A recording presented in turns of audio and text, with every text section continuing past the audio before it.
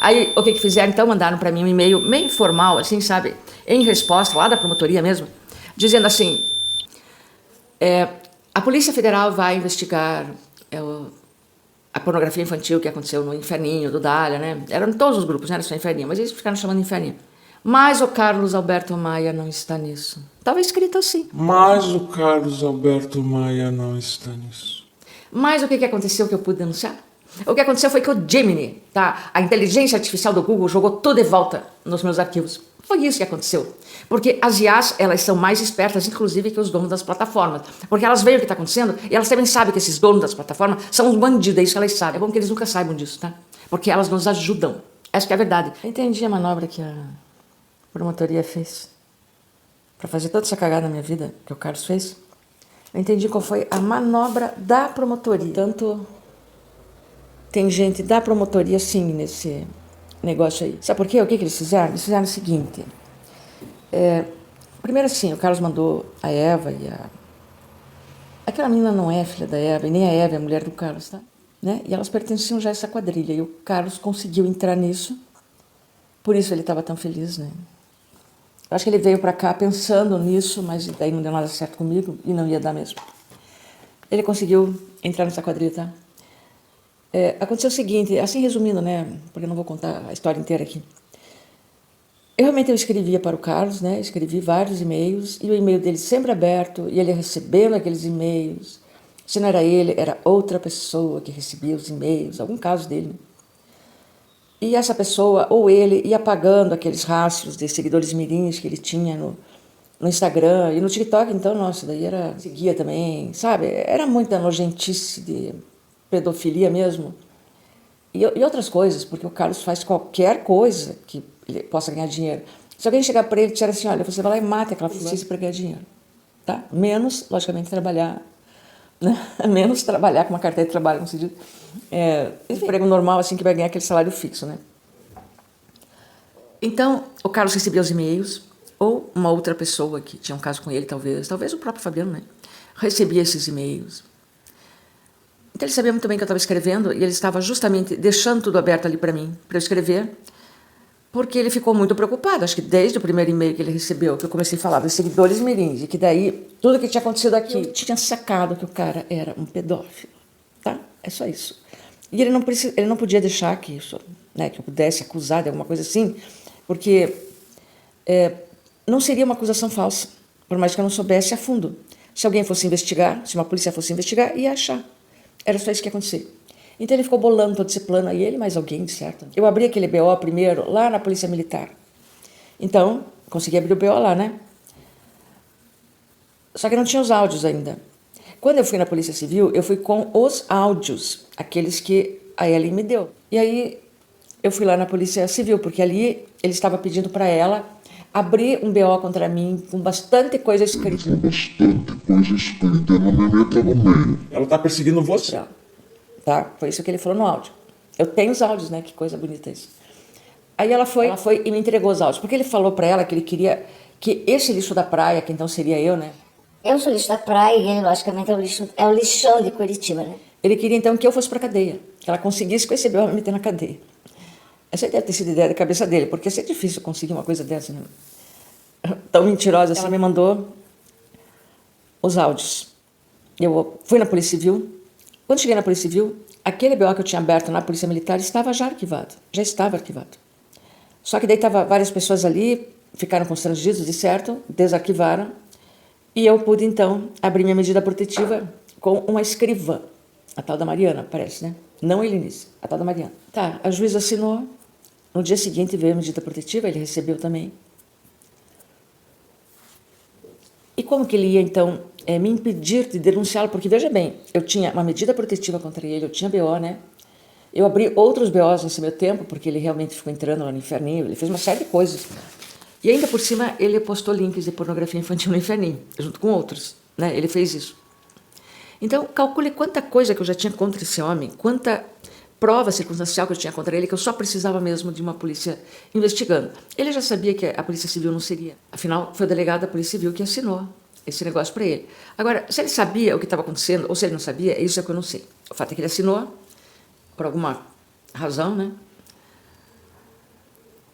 Mas o que ele assinou? Ele assinou o seguinte, que eu quebrei a medida protetiva, tá? Foi isso que o delegado assinou, que eu teria quebrado a medida protetiva quando eu enviei, então, e-mails para o seu Carlos.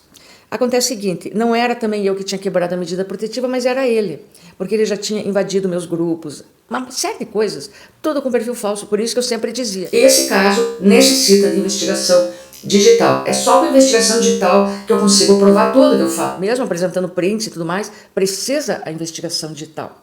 Então, por isso mesmo que eles não me forneceram advogado, né? Por isso mesmo que o advogado ia chegar e ia falar a mesma coisa. Precisa investigação digital. Aí a Polícia Civil teria que mandar para a Polícia Cibernética do Paraná investigar. É isso que ia acontecer. Então eu não podia ter advogado, né? A não ser o mequetréfico que veio na segunda audiência. Então teve a primeira audiência de conciliação. Era tudo falso, era tudo um teatrinho ali, né? Foi o Carlos, com aquela cara de mau humor dele, se olhar na minha cara, que a coisa que ele mais gosta de fazer para mim, depois que ele saiu daqui, é não olhar na minha cara. Tá? Essa é a coisa predileta dele. Tava a Eva lá também, queria entrar, a moça lá, a Alessandra, a conciliadora gritalhona, não deixou ela entrar. Ficamos só nós na sala e um advogado ali, um defensor, que parecia uma pessoa legal, assim, parecia, tá? Tava ali dando os conselhos. A conciliadora não queria falar nada comigo, não queria me dizer porque eu estava ali, entende? Já estava uma coisa assim, já era uma coisa assim. E de repente ela parou, como se ela tivesse lido alguma coisa que chegou naquele momento. E o que ela falou? O Ministério Público pediu vistas, então isso aqui tem que ser encerrado. Tá, foi isso que aconteceu. Aí foi encerrado, e aí o seu Carlos levantou todo indignado, muito indignado que ele estava. Ele era um perseguido, coitado, né? Aí ele falou assim, Eu quero protocolar os mais de 600 e-mails que eu recebi. então, isso já foi combinado, tá? Porque esse pedido de vistas foi para transformar o processo de quebra de medida protetiva em perseguição, sacou? Aí faz de conta que foi lá para o Ministério Público, sei lá para onde, e que alguém lá viu então esses 600 e-mails que ele mandou. Ele protocolou uma voz assim, meio, né? Protocolou, e daí foi lá e viu, não, mas isso aqui não é só uma quebra de medida protetiva, isso aqui é perseguição, é stalker. Então, o processo mudou, virou perseguição, eu, né? A perseguidora e ele, ninguém vai investigar nada, então como é que eu vou dizer que ele é stalker? Se ele faz tudo, né, no perfil falso, com um número estrangeiro ainda por cima, tá? Ele roubou todas as minhas redes sociais, mas como que eu vou provar, né? Sabe, aconteceu tanta coisa que foi ele que fez e não eu. Eu só respondi as coisas que ele estava fazendo. Era só isso, né?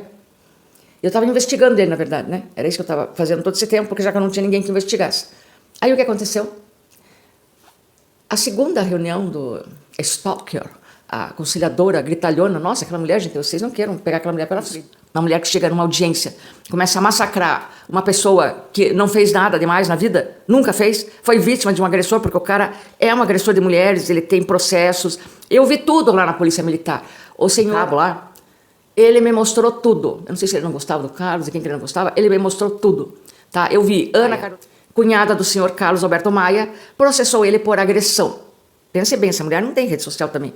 Ela trabalha lá no Sismuc. Mas ninguém foi conversar com ela, né? Não, ninguém vai procurar, né? Não. E que mais? Dona Ellen, né? Ele mesmo me mostrou o processo dela, o BO dela em medida protetiva. Ele mesmo falou que lá na Casa da Mulher, em Curitiba, deram para ele uma advogada, dizendo que essas mulheres, que somos nós, inventamos essa Lei Maria da Penha aí, usamos isso para guerras particulares. Foi o que ele falou. E que ele ia levar a Eva lá para desfazer o que essa moça disse contra ele, tá? E seria a palavra da Eva contra a palavra dela. Essa Eva é uma atriz contratada, né? Tá na cara, porque ela tá fazendo tudo direitinho que ele quer, ela não fica nunca indignada. Ela leva 500 chifres, então levaria, né? 500 mil chifres. Ela tem o negócio dela todo esmigalhado por um estelionatário que está usando o nome do negócio dela, o nome de neto, o nome de filha, de todo mundo. E ela não liga, ela não vê. Não acontece nada, por quê? Tem que ver isso aí, né? Tá? Mas ninguém viu. É só contra mim tudo. Tudo é contra mim. Por quê? Porque eu descobri isso do Carlos, mas acontece que o problema não é só o Carlos. O problema é que tem aqui também tudo isso, né? Esse que é o problema. Então, se for investigar o Carlos, vai trazer ele para o que acontece em Pontal. Então, não podia investigar o Carlos. Ele não podia ser mais um agressor. Nem meu e nem de ninguém. Porque tiraram tudo que tinha dele na justiça. Engraçado, né? Mas quem será que pode tirar tudo que tem de uma pessoa na justiça? É a própria pessoa. Ou quem será? Quem trabalha na justiça, de certo, né? Assim como quem tira coisa de alguém na Receita, só pode ser alguém que trabalha na Receita também. Olha, antes da segunda audiência, como eu já sabia que tinha virado perseguição e eu não tinha advogado, eu não podia ter acesso aos autos, eu não sabia o que estava acontecendo, só eles sabiam, né? Eu só fiquei sabendo, mais ou menos, uma ocasião que o meu genro colocou lá um advogado dele lá, para olhar, daí ele me pegou a papelada lá, me mandou assim, né? Então eu fiquei vendo o que tinha.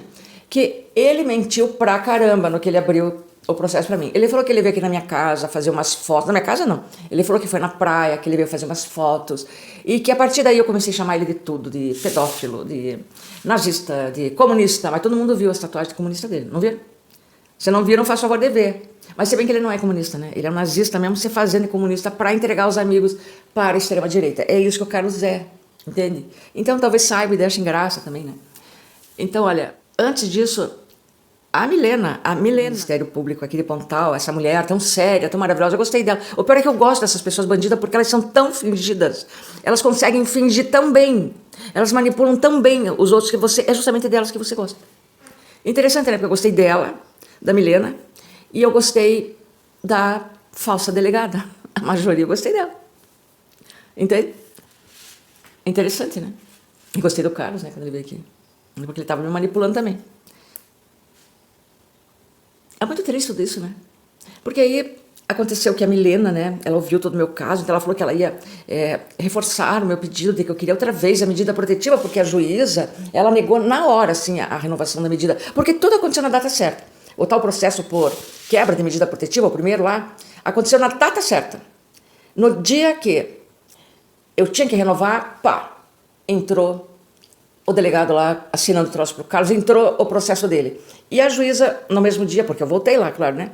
Não aceitou, não quis falar comigo, tem que falar pela Lei Maria da Penha, tem que falar com a pessoa, porque que ela quer de volta a medida protetiva, mas ela não falou comigo, entendeu? E ela queria só que eu escrevesse a mão lá. Escrevendo em poucas linhas o que eu ia escrever à mão. Escrevi, né? E adiantou? Não adiantou. Então, eu não ganhei de volta a medida protetiva e ele aproveitou e me processou. E o meu processo que eu tinha feito contra ele, da medida protetiva, foi arquivado, portanto, os áudios não constavam do processo que ele abriu contra mim. O delegado, então, nem viu os áudios. Pode ser que não viu, porque quem viu os áudios de verdade foi aquela escrivã, Mariana. Foi ela, né? E a juíza, né? Mas a juíza nem ligou. Ela simplesmente assinou. Por isso que ela nunca pode aparecer, né? Juízes não podem aparecer porque eles são o quê? O que eles fazem? Eles cometem muita injustiça. Eles não cometem injustiças, mas injustiças. Entende? O que será? Eles ganham por fora, será? Para fazer isso? Para colocar o pescoço deles em risco? Para colocar o diploma deles em risco? Então eles devem ganhar muito bem para fazer uma coisa dessa com as pessoas, né? Porque eles acham o quê? Porque eu não tenho dinheiro, então ninguém vai saber o que está acontecendo. Eles podem pisar, esmagar. Olha, é pelo contrário, tá? É tudo pelo contrário, entendeu? E aí o que aconteceu?